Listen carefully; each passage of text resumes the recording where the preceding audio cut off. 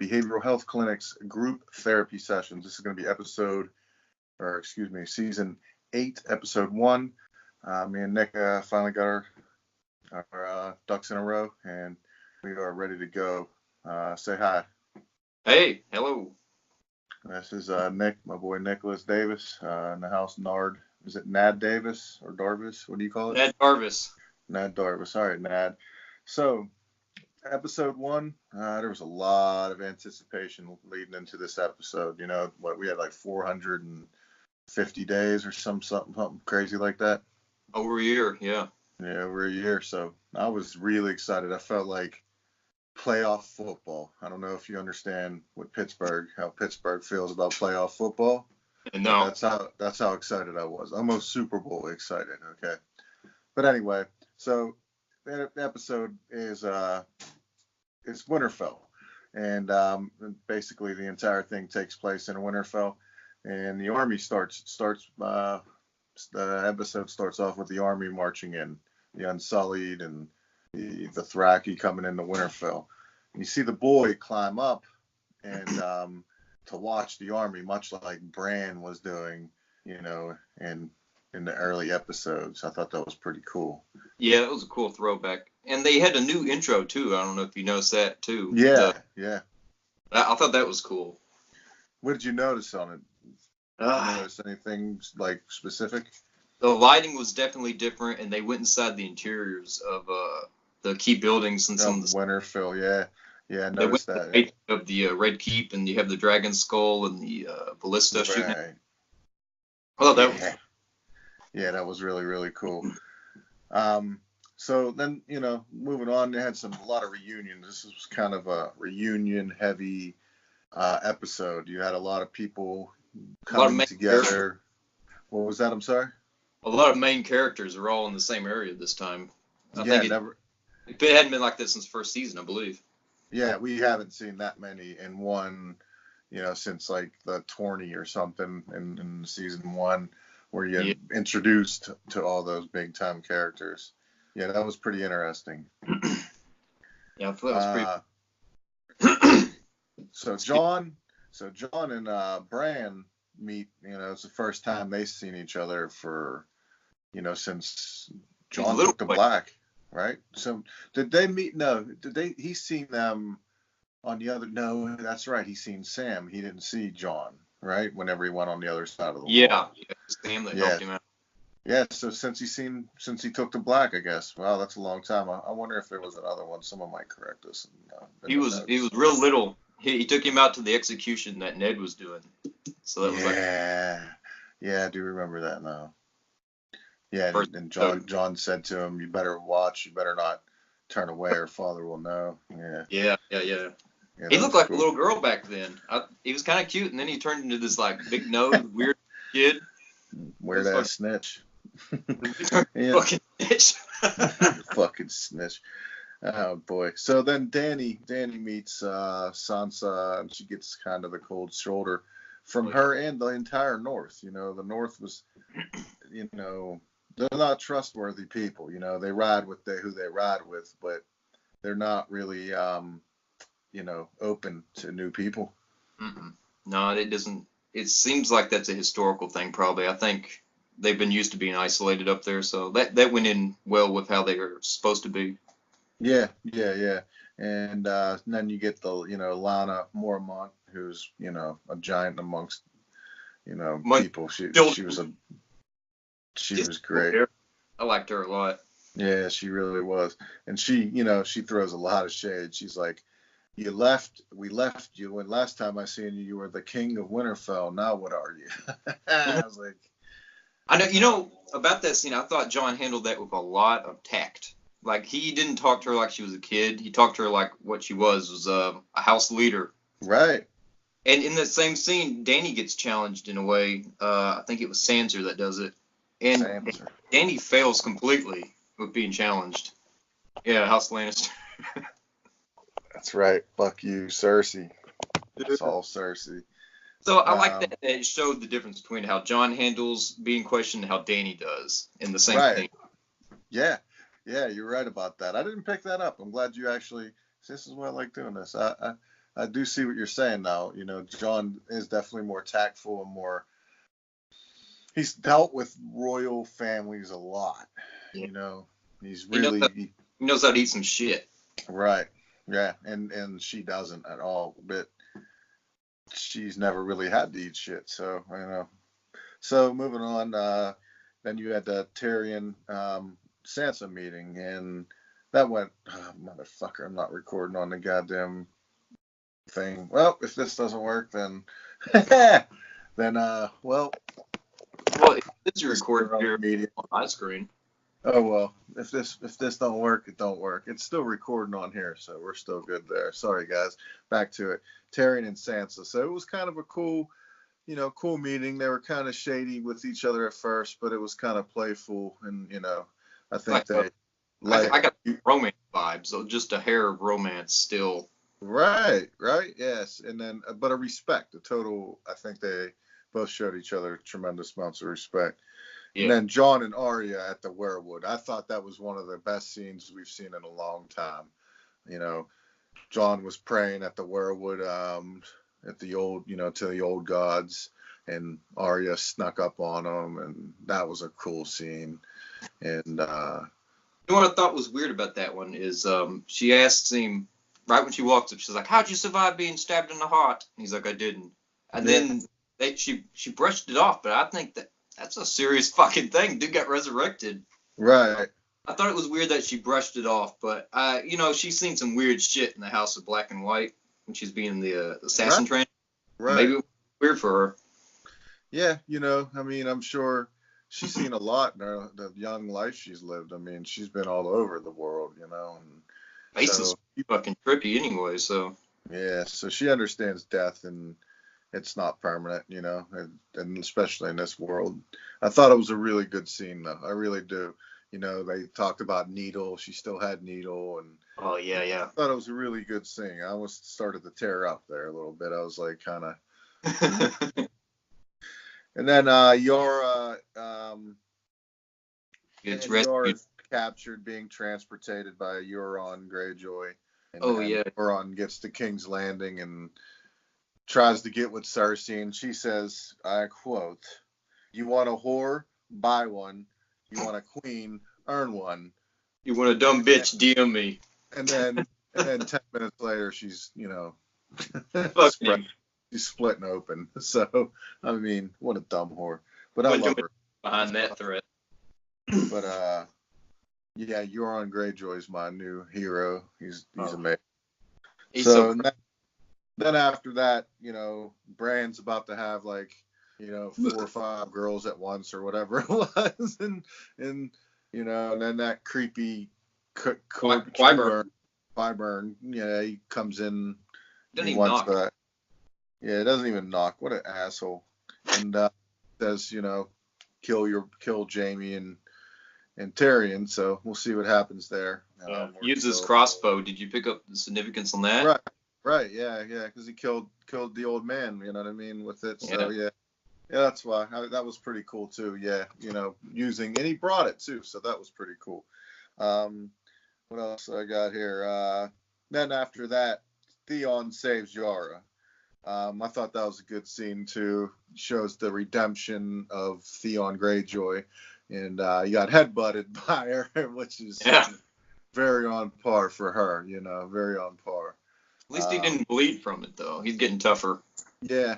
Maybe they just ran out of fucking budget money. Who knows? Yeah, damn. They spent a lot of money this year. Oh, yeah. And then, you know, Jon and Dany go for a ride on the dragons, and everybody's like, oh, my God. And he's, you know, and only Targaryens can ride dragons, and he still doesn't get that he's a Targaryen. It's pretty amazing to me, but... That they all shit some bricks when they could have rebuilt Winterfell with all them bricks they shit. Yeah, man, that was a pretty cool scene too, though. You seen that? Like that was pretty cool scene. I was like, oh shit! You know, I was pretty pumped up when that scene happened. Yeah. I liked his line afterwards, like, "You've ruined me for horses forever." Yeah. I forgot about that. That was a really good line. That really was. That was a good, well-written line. You know what I mean? Because like, how could you go back to riding a horse after riding a fucking dragon, man? You know, Holding on to that fucking thing was it.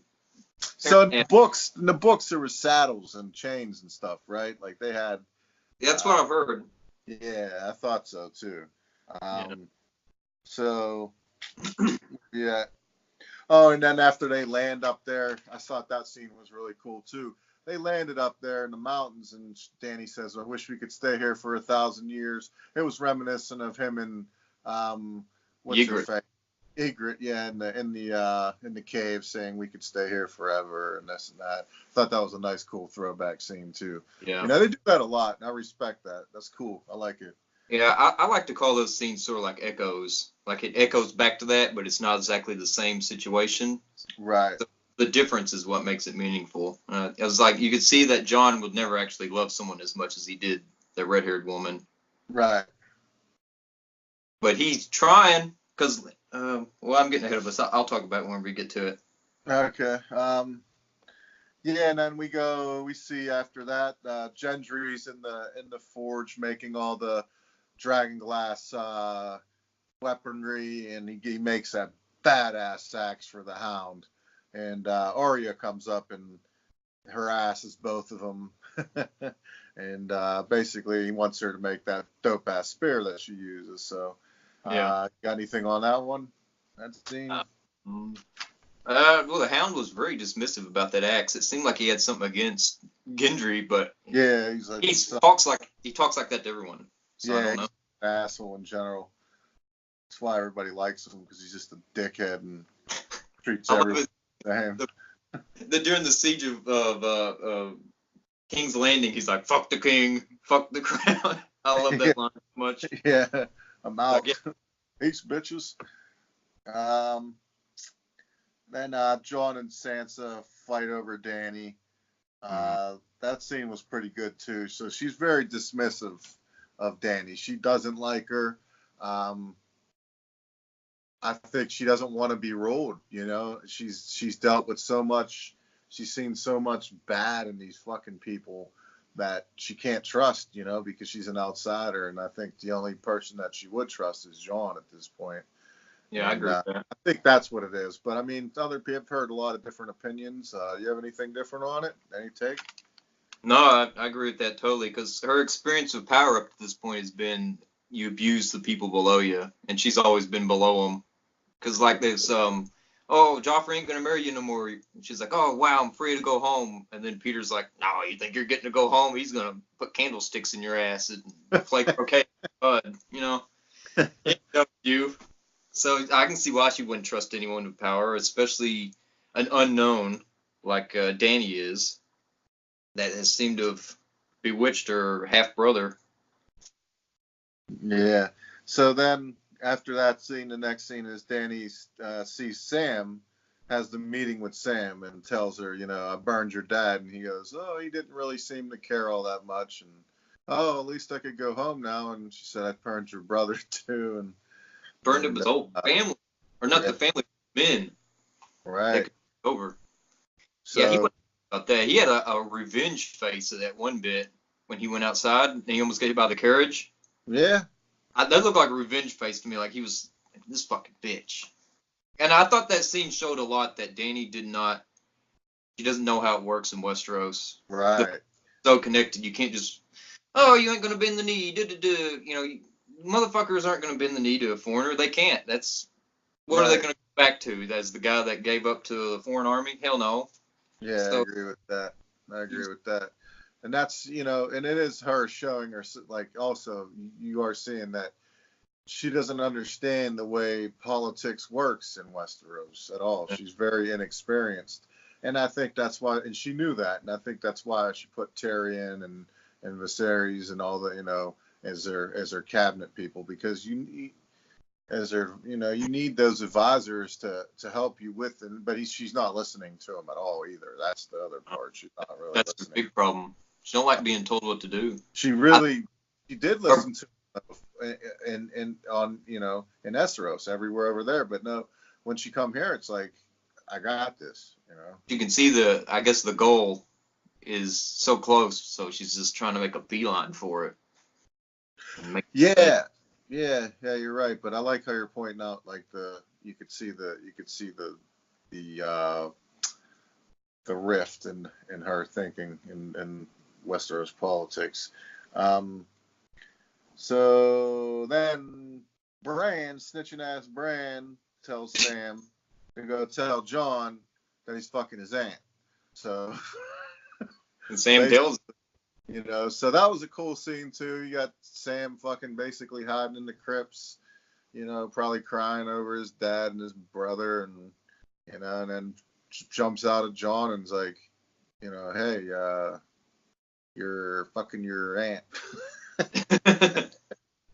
They had a cool little bit of a conversation there too. I took notes on that. It was like Sam asked him, said, John, you gave up your crown to protect the North. Do you think Dany would do the same?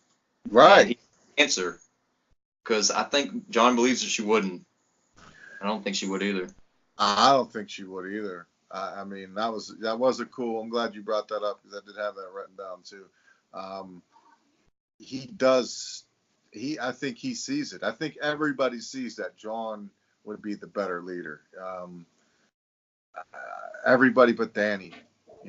I think he's the only one. I think everybody else that matters in her cabinet and her advisors all believe Viserys and Tyrion. They all believe it because he's more stoic and more trustworthy. And you've seen in this series or this episode, who was it? Was it the Onion Knight that said, "Imagine Westeros being run by an honorable man and a just woman"? Yeah, it was this episode. He said that, and then he was talking to Viserys, and Viserys was like, "Oh, that's because they don't know the truth of bullshit." He was like, "What do you mean bullshit?" He was like, "Because it doesn't last, Right.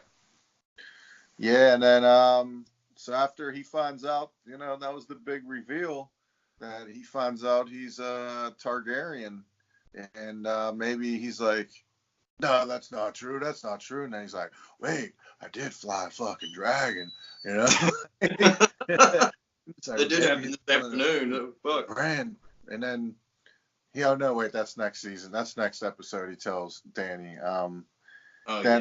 Then the episode ends with you got the brave companions are in this creepy little outhouse. I don't know what the fuck it was, some building, and it was the Unsers, wherever the Unser boy. Yeah, that's what my note says. So Umber.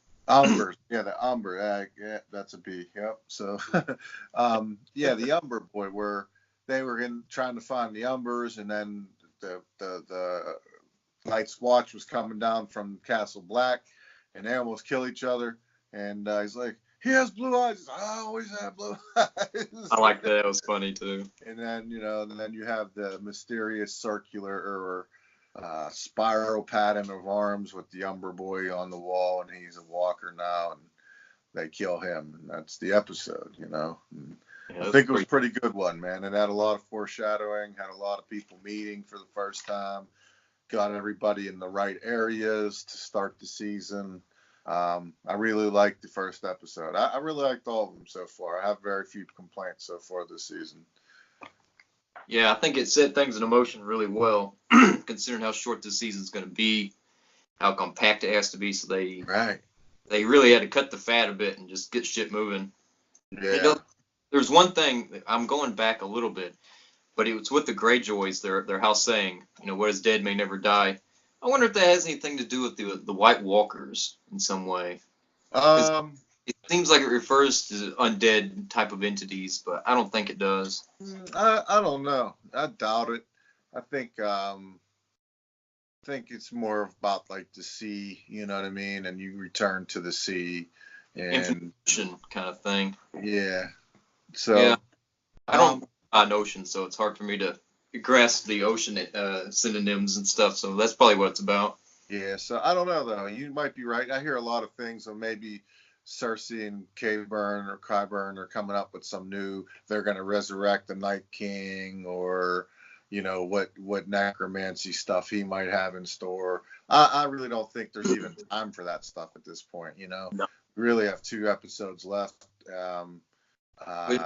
It had me thinking because the House Stark one is winter is coming, and that's, you could say that's the Night King, right? He shows up in the winter and fucks things up. So I was like, I wonder what other houses might have been affected by this. Like, but it seems weird the Greyjoys would have one because they're on them islands. They can't swim. Yep. I don't know. So you never know. Anything in the story though. Yeah, I do really like this series or this episode. I think it set everything up nicely. And that's a wrap. We're about to watch here in a few. We got about half hour till episode 5. Yeah, I'm excited. I'm excited too. I got my House Targaryen shirt on. Representing Cersei. Got to represent. I know. I want to know what happens. And Rampage. She's gonna win. That's all there is to it. I'm gonna end on that. All right. This is the episode 1. Season 8, episode 1 of the Bravos Behavioral Health Clinics Group Session Therapy. I'm Tom. This is my boy Nick. We'll see you later. Later.